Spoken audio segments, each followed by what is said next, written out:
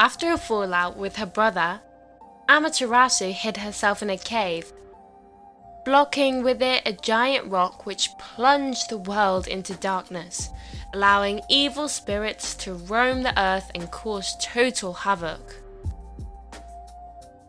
Hello, and welcome to Pantheon Mythology. Today, let's explore the most famous of myths from the Japanese folklore, Amaterasu and the cave. But before that, please take a moment to tap that subscribe button and leave a like. It'll really help the channel grow. Without question, the most important deity in the Japanese pantheon is the sun goddess Amaterasu. Compassionate and beautiful, she ruled the sun and the lands below, allowing the fields of rice to blossom and provide adequate food for the people of Japan. She, along with her brothers, Susanoo and Tsukiyomi, ruled over the other 8 million gods, or kami as referred to by the natives.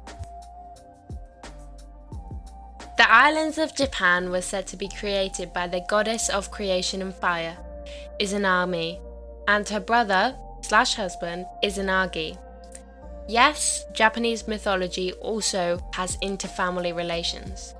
While giving birth to Kagutsuchi, Izanami was fatally burned and thus sent to the underworld, known as Yomi. In a despair filled with rage, her husband slayed the newborn god and went to Yomi himself to rescue her.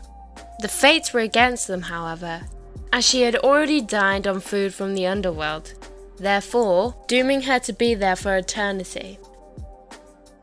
Upon his exit from Yomi, Izanagi bathed in the sea to purify himself, and while washing his face, Susanoo emerged from his nose, Tsukiyomi from his right nostril, while Amaterasu was born from his left eye. He then died, with his final act being the creation of these 3 deities who would rule over the lands.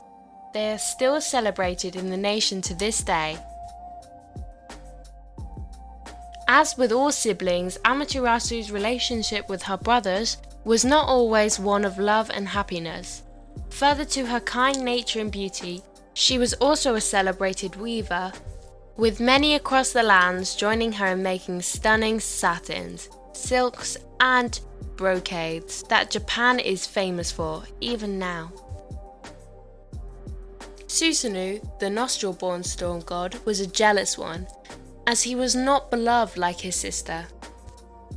In one of his rampages, he would slaughter a young horse and throw its carcass into Amaterasu's weaving room, destroying the looms, soaking the fabrics with blood, and traumatizing the ladies that were helping. What made this worse was that the horse was considered a sacred animal to the goddess. Unsurprisingly, Amaterasu didn't take this well and left the heavens to find refuge in a cave in the mountains, covering the entrance with a ridiculously heavy rock.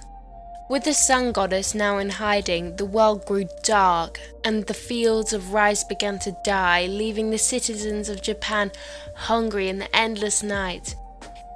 Demons and spirits of evil would also venture out due to the lack of sun, causing chaos and fear. By the way, if you're into mythology, then why not check out our clothing brand, Pantheon Apparel.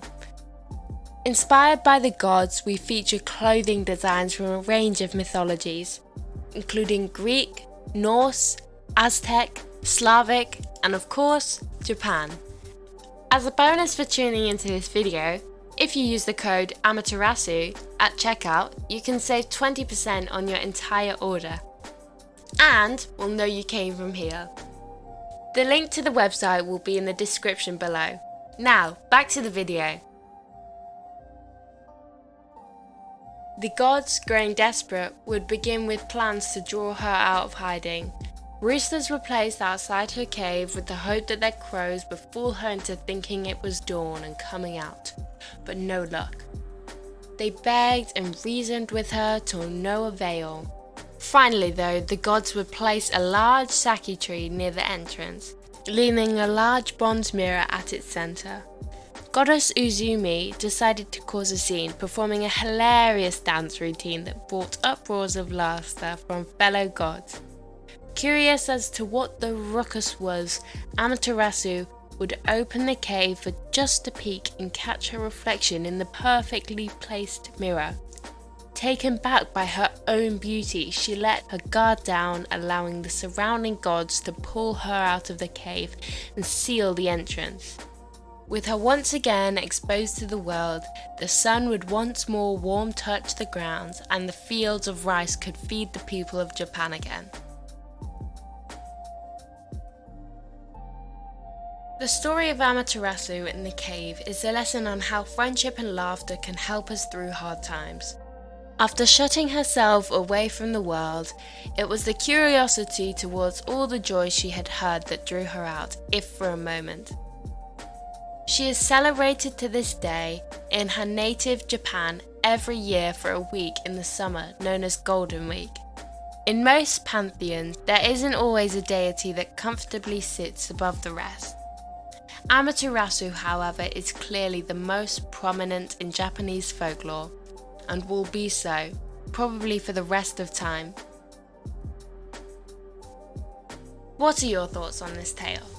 What other gods and mythologies would you like us to cover? Let us know in the comments below. Don't forget to like and subscribe, and thank you for watching. See you in the next one!